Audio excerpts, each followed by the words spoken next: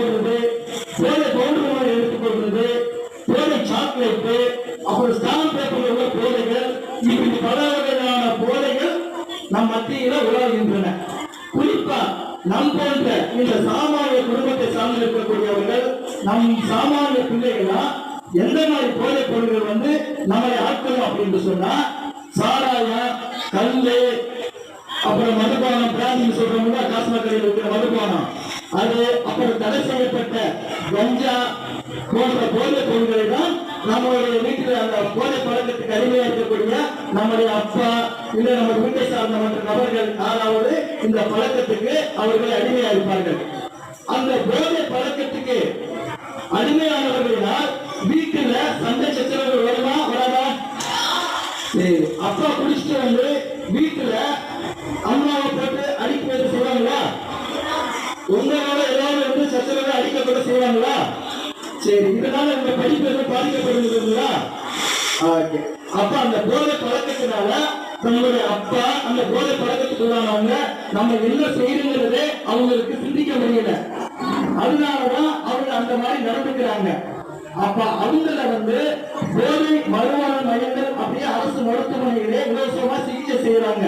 அது போன்ற மருத்துவமனையில நம்முடைய அம்மா இந்த வீட்டை சார்ந்த இருக்கிற பெரியவர்கள் அழைச்சிட்டு போய் அவங்க அந்த குடி போதையில இருந்து மீண்டும் வெளியே வருவதற்கான வழிமுறைகளை செய்வதற்கு உங்க வீட்டுல உங்க அம்மா இந்த மற்ற பெரியவர்களுக்கு போய் நீங்க எடுத்து சொல்லணும்.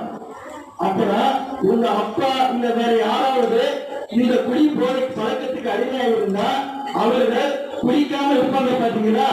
அந்த மாதிரி நேரத்துல உங்களுடைய அப்பாட்ட போய் அன்பா பாசமா, அப்பா நீ குடிக்கிறனால என்னால படிக்க முடியல, ரொம்ப மனசு கஷ்டமா இருக்கு, நீ அம்மாவை அடிக்கும் போது எனக்கு ரொம்ப கஷ்டமா இருக்கு, நீ குடிக்காத, நீ குடிக்கிற பைசாவை சேர்த்து வச்சுட்டு சொன்னா என்னுடைய படிப்புக்கு ஆகிடலாம், நான் பெரிய படிப்பு படிக்கணும் ஆசைப்படுறேன், நான் டாக்டர் படிக்கணும், இன்ஜினியர் ஆகணும், கலெக்டர் ஆகணும் அப்படிங்கிற ஒரு கனவு எனக்கு இருக்குது, அப்ப அதுக்கு பணம் தேவைப்படும், ஆகவே நீ 4 பேரும் குடிக்கிறதுக்கு 200 ரூபாய் 300 ரூபாய் இப்படி செலவு பண்ற பணத்தை என் பேருல நீ வங்கியில அல்லது போஸ்ட் ஆபீஸ்ல போட்டு வச்சுன்னு சொன்னா அந்த பணம் வருங்காலத்துல நம்மளுடைய குடும்பத்துக்கும் என்னுடைய படிப்புக்கும் ஆகும் அப்படின்னு அவர்கிட்ட அழகா நீங்க எடுத்து சொல்லணும். சொல்லுவீங்களா? வீட்டுல அப்பாட்ட எடுத்து சொல்லுங்க. அவர் அந்த பழக்கத்துக்கு அவருக்கு முயற்சி எடுப்பாங்க. குறிப்பா இது போன்ற சிறு பிள்ளைகள் இந்த போதை சாக்லேட் சொல்லுவாங்க பாத்தீங்களா? அது சில கடைகளை விற்பாங்க. அது யாராவது உங்களுக்கு கொடுத்தா அதை நீங்க வாங்கக்கூடாது. உங்க வீட்டில் இருக்கக்கூடிய அப்பா அம்மா உங்க குடும்பத்தை சார்ந்தவங்களை தவிர வேற யாராவது குடிச்சிருக்கிறவங்க இந்த கஞ்சா போன்ற பழக்கத்துக்கு உள்ளவங்க கஞ்சா அடிச்சிருந்தா கூட அவங்க எப்படி இருப்பாங்கன்னு நம்மளுக்கு தெரியாது. அவர்கள் பக்கத்துல எல்லாம் நீங்க போகக்கூடாது. சரிங்களா? உனக்கு சாக்லேட் தானே, உனக்கு ஸ்வீட் தானே, உனக்கு ஐஸ்கிரீம் தானே, உனக்கு பைசா தானே அப்படின்னு சொல்லி கூப்பிட்டா நீங்க ஆளுமே அந்த போதை பழக்கத்துக்குள்ள மனுஷங்களுக்கு போகக்கூடாது. போறீங்களா? போகக்கூடாது. அதுபோல் நல்ல தொடுதல் தவறான தொடுதல், குட் டச் பேட் டச், அது உங்களுக்கு தெரியுங்கல்ல? ஆமா. அப்ப இந்த போதை பழக்கத்துக்கு இருக்கிறாங்க பாத்தீங்களா? இந்த மது குடிக்கிறவங்க அப்புறம் இந்த கஞ்சா போன்ற போதை பழக்கத்துக்கு உள்ளவங்களா அவங்க சிந்திக்க முடியாம இந்த சிறு பிள்ளைகளை தவறான விதத்துல அவங்க சில விதத்தில் பயன்படுத்துவாங்க. அதனால அந்த மாதிரி மனிதர்கள் பக்கத்துல கூட நீங்க போகக்கூடாது. உங்க வீட்டுல இருந்த அப்பாவே குடிச்சிருந்தா குடிப்பது இருந்தாலும் கூட நீங்க பக்கத்துல போகக்கூடாது. அவங்க என்ன செய்யறங்கிற சிந்தனையை இழந்துருவாங்க. சரிங்களா? அப்படி யாராவது உங்களை தவறான தொடுதல் மேல உங்க உடல் உறுப்புகளை எங்கேயாவது கை வச்சா, குறிப்பாக பெண் பிள்ளைகள் யாராவது தவறான அந்த போதையில இல்ல யாராவது ஒரு ஆண் மனிதர்கள் உங்க மேல் கை தவறான இடங்களில் தவறான உடல் பாகங்கள் வச்சா நீங்க வீட்டுல அம்மாட்ட சொல்லணும், இல்ல பள்ளியில ஆசிரியர்கிட்ட சொல்லணும், இல்ல இங்க உங்களுக்கு ஆசிரியர்களா இருக்கிறாங்க பாத்தீங்களா? குறிப்பா பெண் ஆசிரியர்களா இருக்கிறாங்க பாருங்க, அவங்ககிட்ட சொல்லுங்க, அம்மாட்ட சொல்லுங்க, பாட்டிகிட்ட சொல்லுங்க, டீச்சர்கிட்ட போய் சொல்லுங்க, இந்த மாதிரி இந்த மனிதர் தவறா சொல்றாங்க அப்படின்னு நீங்க சொல்லணும். சரிங்களா? இதுதான் உங்களுக்கு ஒரு விழிப்புணர்வு இருக்கணும். சரிதானே? குறிப்பா இது போன்ற போதை பழக்கத்துக்கு ஆளாயிருக்கிற நம்ம அப்பா போன்ற பெரியவர்களால்தான் பலவித பிரச்சனைகளும் சச்சரவுகளும் நம்ம குடும்பத்துக்கும் நமக்கும் நம்முடைய சமூகத்துக்கு வருது. அது மட்டும் இல்லாம குடி போதையில போதை இருக்கிறவங்க வாரத்தை ஓட்டு வரும்போது விபத்துக்கு வருதா இல்லைங்களா? அந்த விபத்துக்கு வரும்போது பல உயிரிழப்புகள் ஏற்படுதுங்களா இல்லைங்களா? அப்ப இந்த போதையில யாரும் வாகனத்தை ஓட்டக்கூடாது அப்படின்னு சொல்லிட்டு உங்க வீட்டை சார்ந்து இருக்கக்கூடிய அப்பா மற்றும் உங்க குடும்பத்தை சார்ந்து இருக்கக்கூடிய யாராவது அந்த போதையில வாகனத்தை இயக்குறார் அவங்களுக்கு நீங்க எடுத்து சொல்லணும். அந்த மாதிரி போதையில் பல பேர் நீங்க வாகனங்களை ஓட்டி பல பேருக்கு ஏற்படுத்திட்டு காரணமாக இருக்கிறது. இந்தியாவிலேயே போதையில மது போதையில விபத்துகள் அதிகமான மாநிலம் எது அப்படின்னு சொன்னா அது தமிழ்நாடு தான். இந்தியாவிலேயே மது போதையினால விதவைகளான மாநிலம் எதுன்னு சொன்னா அது தமிழ்நாடு தான். அப்படி இருக்கிறது நம்முடைய புள்ளி விவரம். ஆகவே இது போன்ற இந்த சிறு பிராயத்தில் இருக்கக்கூடிய உங்களை போன்ற மாணவர்கள் இந்த சிறு வயசிலேயே நல்ல ஒழுக்கமுள்ள பண்புகளை வளர்த்துக் கொள்ள வேண்டும். ஒழுக்கமுள்ள பண்புகள் இருந்தால் உங்களுக்கு உயர்வுள்ள ஒரு நல்ல வழி கிடைக்கும், நல்ல கல்வி கிடைக்கும். அது போல உங்கள் எண்ணங்களிலும் உங்களுடைய சிந்தனைகளிலும் உங்களுடைய சரியான ஒரு வழிநடத்துங்களுக்கு நீங்கள் சரியாக உங்களை பயன்படுத்திக் கொள்ள வேண்டும். இப்ப பள்ளி முடிந்த பிறகு இது போன்ற இடத்தில் நீங்க மாணவர்கள் டியூஷன் வருவீங்களா? அப்படி இருக்க பல உங்களுக்கு கலை இசை போன்ற கலை நிகழ்ச்சிகள், பல ஓவியர் போட்டி, இசை பயிற்சி, விளையாட்டு போட்டிகள் மற்றும் உங்களுக்கு என்ன திறமைகள் இருக்கோ அது போன்ற திறமைகளை வளர்த்துக் கொள்வதற்கு இந்த பயிற்சி கொடுக்குறாங்கல்ல, அது போல கவனம் செலுத்தும் பொழுது நமக்கு தேவையில்லாத இந்த போதை பழக்கமோ இல்ல ஒரு தவறான ஒரு தூய்மையான ஒரு பழக்கமோ நமக்கு நாடாது.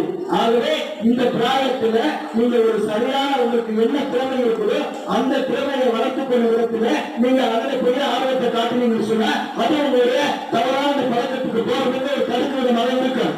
புரியுதுங்களா? அப்ப இந்த சின்ன வயசுலேயே உங்களுடைய பண்புகளையும் உங்களுடைய ஒழுக்கம் சார்ந்த பண்புகளை வளர்த்துக் கொண்டு அதன் பிரகாரமாக நீங்க இந்த கல்வியை சரியாக கற்றீர்களானால் உங்களுடைய வாழ்க்கை எதிர்காலம் நன்றாக இருக்கும். உங்களுடைய குடும்பத்துக்கும் உங்களுடைய நாட்டுக்கும் நம்ம சார்ந்திருக்கக்கூடிய சமூகத்துக்கும் அது பெரும் பயனுள்ளதாக இருக்கும். அது இந்த சின்ன வயசுலேயே இருந்து நீங்கள் உறுதியேற்று செயல்படணும். செயல்படுவீங்களா? மிக்க மகிழ்ச்சி. நாம எல்லாரும் ஒரு 2 முழக்கத்தோடு நம்ம முடிச்சுக்கிறோமா? சரி, எழுந்து நில்லுங்க.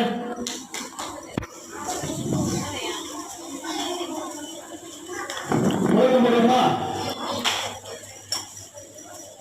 ஒழிப்போம் ஒழிப்போம் ஒழிப்போம் ஒழிப்போம் போதைகளை ஒழிப்போம் ஒழிப்போம் ஒழிப்போம் மது போதைகளை ஒழிப்போம் ஒழிப்போம் ஒழிப்போம் கஞ்சா போதைகளை ஒழிப்போம் ஒழிப்போம் ஒழிப்போம் ஒழிப்போம் ஒழிப்போம் புகைகளை ஒழிப்போம். வேண்டாம் வேண்டாம் வேண்டாம் வேண்டாம் மதுக்கடைகள் வேண்டாம் மதுக்கடைகள் வேண்டாம். மூடிவிடு மூடிவிடு மூடிவிடு மூடிவிடு மதுக்கடைகளை மூடிவிடு மதுக்கடைகளை மூடிவிடு. காமராஜர் ஆட்சியிலே காமராஜர் ஆட்சியிலே மதுக்கடைகள் இல்லையே மதுக்கடைகள் இல்லையே. பேரறிஞர் அண்ணா ஆட்சியில் பேரறிஞர் அண்ணா ஆட்சியில் மதுக்கடைகள் இல்லையே. தமிழக அரசே தமிழக அரசே தமிழக அரசே தமிழக அரசே மூடிவிடு மூடிவிடு மூடிவிடு மூடிவிடு மதுக்கடைகளை மூடிவிடு மதுக்கடைகளை மூடிவிடு. அவள் பருத்து அவள் பருத்து அவள் பருத்து அவள் பருத்து மது விலக்கை அவள் பருத்து மது விலக்கை அவள் பருத்து இல்லை.